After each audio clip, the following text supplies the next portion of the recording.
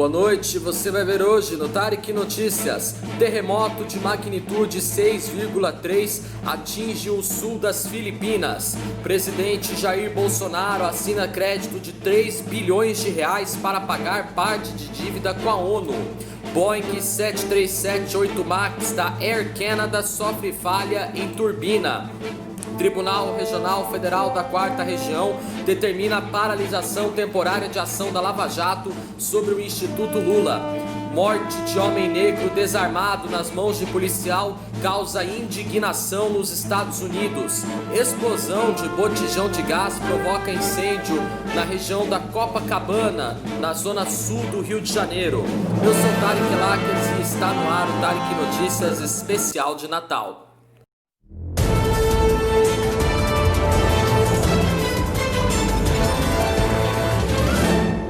Um terremoto de magnitude 6,3 atingiu o sul de Manila, principal ilha das Filipinas hoje, horário local, informou o monitoramento do Serviço Geológico dos Estados Unidos. O tremor foi sentido na capital e aconteceu a 144 quilômetros de profundidade na cidade de Calatagan.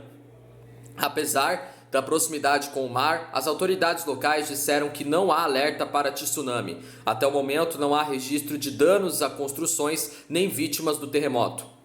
As Filipinas ficam localizadas no Círculo de Fogo do Pacífico, região com alta atividade sísmica por causa dos encontros de placas tectônicas. Bom, vamos à próxima notícia. Falei em terremoto, gente, agora vamos falar sobre política.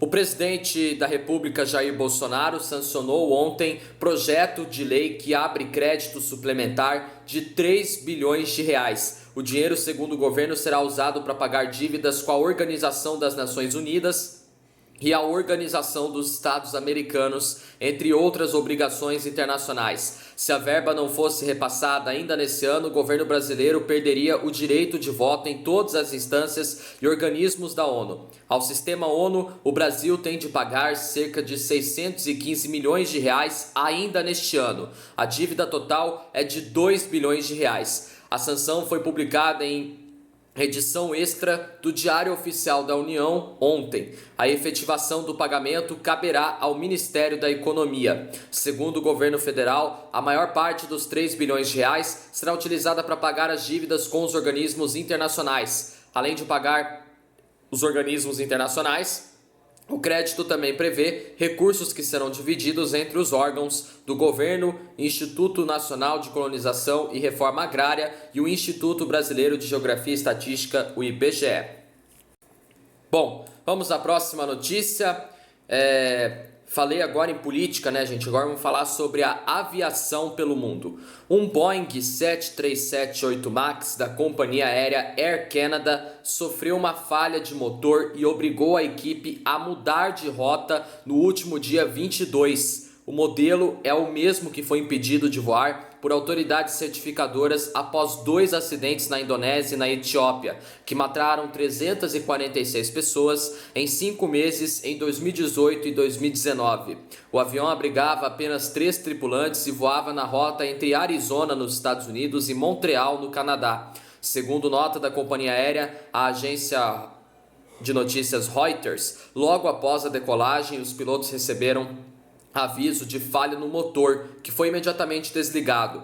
A tripulação decidiu desviar a rota para a cidade de Tucson, onde pousaram sem intercorrências. A Boeing não fez comentários a Reuters sobre o incidente. A Boeing obteve no dia 18 de novembro a aprovação da Administração Federal de Aviação dos Estados Unidos para retomar os voos do 737-8 MAX após quase 2 anos de suspensão. O chefe da Força Aérea Americana, Steve Dickson, assinou uma ordem suspendendo a proibição de voos e a agência divulgou uma diretriz de aeronavegabilidade detalhando as mudanças necessárias. Em setembro desse ano, um painel do Congresso dos Estados Unidos concluiu, após 18 meses de investigação, que os 2 acidentes com Boeing 737-8 MAX foram resultado de falhas da fabricante de aeronaves Boeing e da Força Aérea Americana.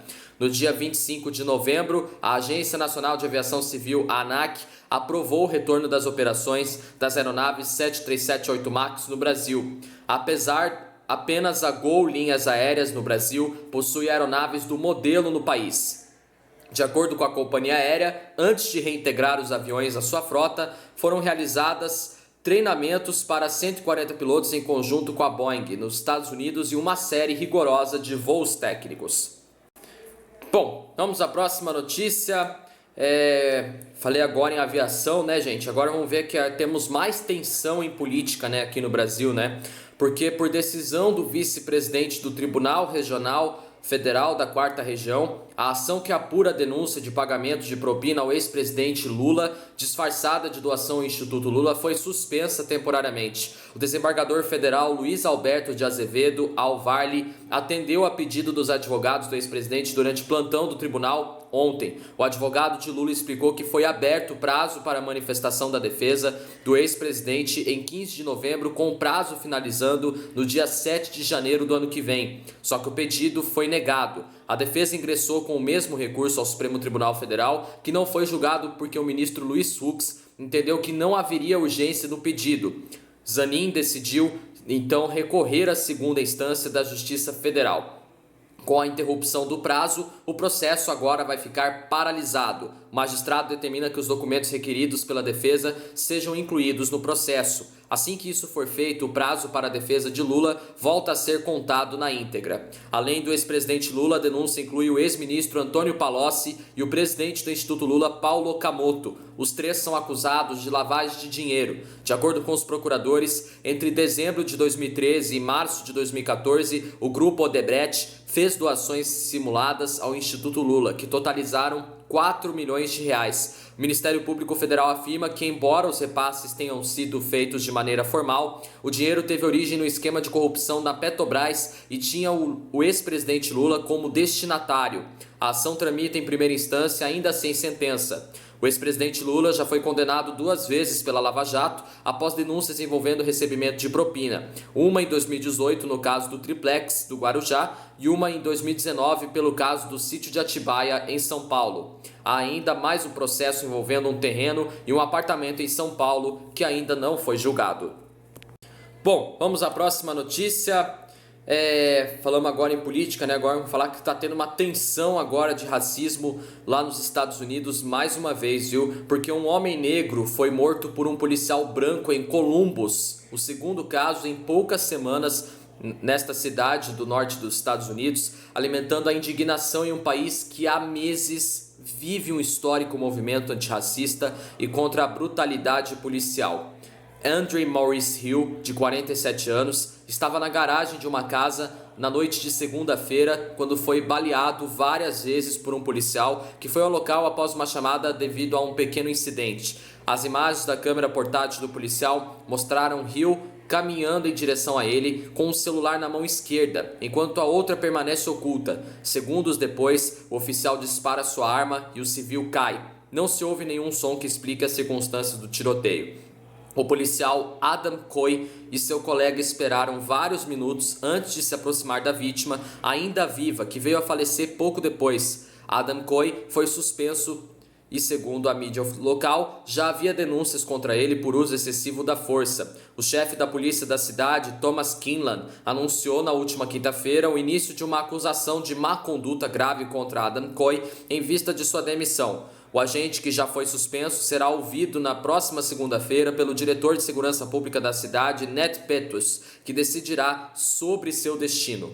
O esquadrão do crime abriu uma investigação judicial. Dezenas de pessoas se manifestaram ontem à tarde no bairro onde Andrew Hill foi morto para denunciar a violência policial contra afro-americanos e exigir justiça. Andrew Hill, que estava desarmado, foi o segundo afro-americano morto pela polícia em menos de 3 semanas em Columbus. Casey Godson Jr., de 23 anos, foi baleado várias vezes no dia 4 de dezembro em Columbus, enquanto voltava para casa depois de comprar sanduíches. As mortes acontecem em um momento em que os Estados Unidos são marcados por protestos históricos contra a injustiça racial e a brutalidade policial, desencadeados pelo assassinato de George Floyd em maio desse ano. George Floyd, também um homem negro desarmado, foi asfixiado sob o joelho de um policial branco em Minneapolis, no estado de Minnesota, nos Estados Unidos. Transeuntes horrorizados filmaram sua morte e o vídeo rapidamente se espalhou.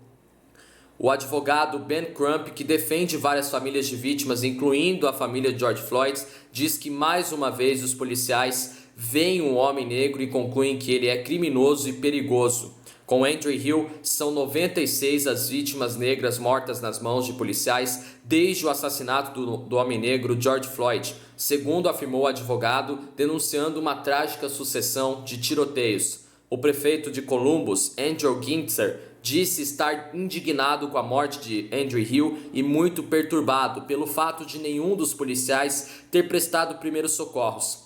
E ele pediu a demissão imediata do agente policial Adam Coy. Bom, vamos à próxima notícia.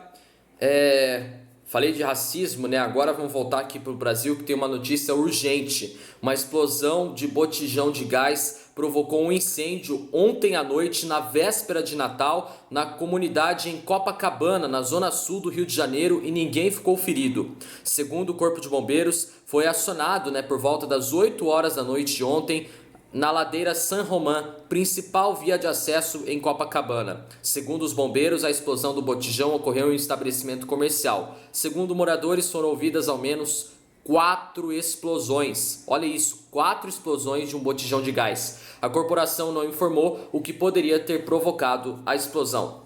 Bom, nosso jornal Tarek Notícias termina por aqui. Se você quiser rever nossos vídeos desde a nossa primeira edição do nosso jornal, tá lá no nosso canal, corre lá. Não esqueçam de deixar aquele joinha maroto, se inscrevam no meu canal e me acompanhem também no Instagram e no Facebook. Tenham todos uma boa noite, uma ótima sexta-feira para vocês, bom fim de semana, um Feliz Natal e até amanhã no sabadão em mais uma edição do Tarek Notícias. Valeu, tchau, Feliz Natal!